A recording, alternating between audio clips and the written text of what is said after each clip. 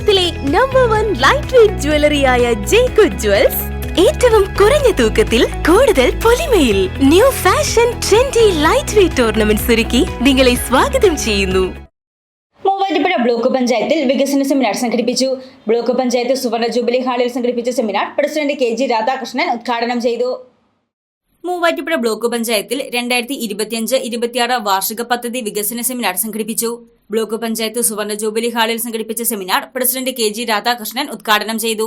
സമൂഹത്തിലെ പരിഗണന അർഹിക്കുന്നവരുടെയും പാർശ്വവൽക്കരിക്കപ്പെടുന്നവരുടെയും ക്ഷേമ പ്രവർത്തനങ്ങൾക്കും കൂടുതൽ തൊഴിൽ സൃഷ്ടിക്കുന്നതിനാവശ്യമായ പ്രവർത്തനങ്ങൾക്കും മുൻതൂക്കം നൽകുന്നതായിരിക്കും വരുന്ന വാർഷിക പദ്ധതിയെന്ന് 2025-26 വാർഷിക പദ്ധതിയുടെ കരട് പ്രകാശനം ചെയ്ത ശേഷം KG രാധാകൃഷ്ണൻ പറഞ്ഞു. കഴിഞ്ഞ 4 വർഷക്കാലം ക്ഷേമ പ്രവർത്തനങ്ങൾക്ക് കൂടുതൽ ഊന്നൽ നൽകുന്ന ഒരു സമീപനമാണ് മൂവാറ്റുപുഴ ബ്ലോക്ക് പഞ്ചായത്ത് സ്വീകരിച്ചിട്ടുള്ളത്.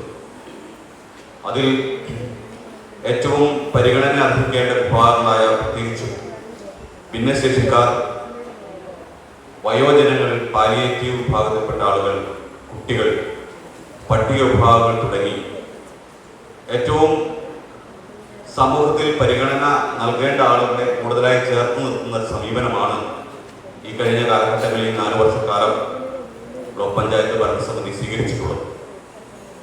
അതോടൊപ്പം ഈ നാട്ടിലെ അഭ്യസ്ത വിദ്യരും ടെക്നിക്കലായി അഭ്യസിച്ചിട്ടുള്ളവരും ഇനി അത്തരത്തിലുള്ള പ്രത്യേകമായ പരിശീലനം ലഭിക്കാത്തതുമായിട്ടുള്ള ഒത്തിരി ആളുകൾ നമ്മുടെ നാട്ടിൽ നിന്നും വെളിയിലേക്ക് കടന്നു പോകുന്ന കാഴ്ച നമ്മൾ കാണുകയാണ്. അപ്പൊ കൂടുതൽ തൊഴിലവസരങ്ങൾ സൃഷ്ടിക്കുന്നതിനും ഈ നാട്ടിൽ തന്നെ തൊഴിൽ പ്രോത്സാഹിപ്പിക്കുന്നതിനും വേണ്ട ഒരു സമീപനം നമുക്ക് സ്വീകരിക്കേണ്ടതുണ്ട്. പട്ടികജാതി ഉപപദ്ധതി ഇനത്തിൽ 92.8 ലക്ഷവും പട്ടികവർഗ ഉപപദ്ധതി ഇനത്തിൽ 3.46 ലക്ഷവും പൊതുവിഭാഗത്തിൽ 2.89 കോടി രൂപയും ധനകാര്യ കമ്മീഷൻ ഗ്രാന്റ് ഇനത്തിൽ 4.88 കോടി രൂപയും മെയിന്റനൻസ് ഗ്രാന്റ് റോഡ് ഇതരം ഇനത്തിൽ 78.26 ലക്ഷവും ജനറൽ പർപ്പസ് ഗ്രാന്റ് ഇനത്തിൽ 88.67 ലക്ഷവും ഉൾപ്പെടെ 6.55 കോടി രൂപയുടെ പദ്ധതിയാണ് വിഭാവനം ചെയ്തിട്ടുള്ളത്.